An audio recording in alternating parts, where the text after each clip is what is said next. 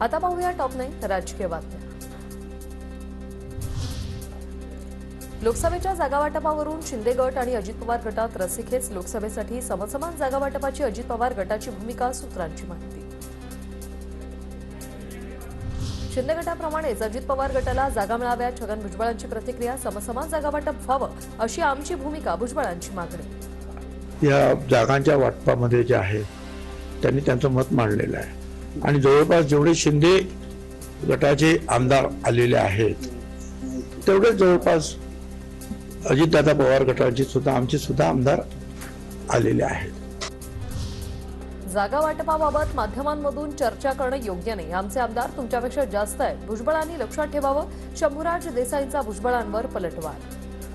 भुजबळ साहेब जर आता आकडेमोड करायला लागले तर मला पण त्यांना सांगावं लागेल, भुजबळ साहेब तुमच्या 40 आमदारांपेक्षा शिंदे साहेबांच्या उर्वर आज 50 आमदार आहेत।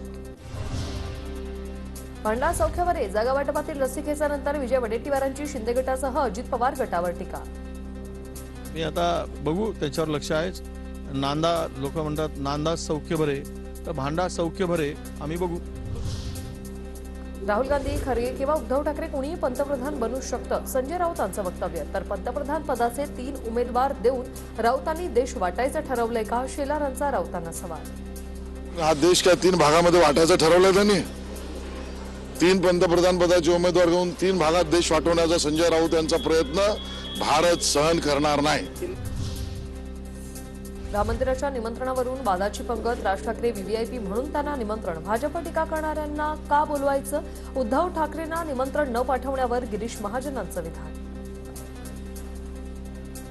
3 भागामध्ये वाटायचं ठरवलंय त्यांनी? 3 पंतप्रधान पदाचे उमेदवार। बघा, केंद्र सरकारला जे वाटतं आहे ते व्हीव्हीआयपी यादीमध्ये आहेत। त्यांना जे अपेक्षित आहेत ते त्या ठिकाणी जाणार आहेत आणि म्हणून त्यांनी राज ठाकरेंना दिलेलं आहे, उद्धवजींना दिलेलं नाहीये।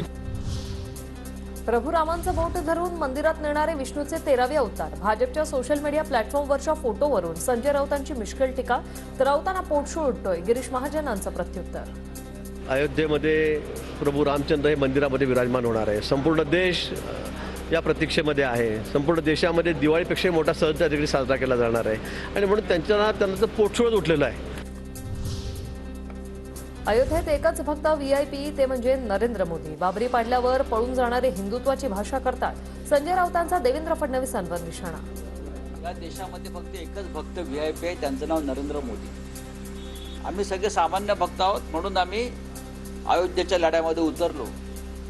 तेव्हा आजचे व्हीआयपी कुठे होते? तेव्हा आजचे व्हीआयपी जे आहेत हे ढुंगणाला पाय लावून पळून गेले होते। हातकणंगले, कोल्हापूर, सांगली, माढा, बुलढाणा, परभणी या जागा लढवणार। स्वाभिमानी शेतकरी संघटनेच्या राजू शेट्टींचं वक्तव्य। तर आम्हाला महायुती आणि महाआघाडीचाही अनुभव होईल असंही वक्तव्य। जागा आम्ही निवडलेत। हातकणंगले असेल, कोल्हापूर जिल्ह्यातला दुसरा कोल्हापूर मतदारसंघ असेल, सांगली मतदारसंघ, बुलढाणा आणि परभणी अशा 6 जागा आम्ही निश्चित केलेल्या आहेत।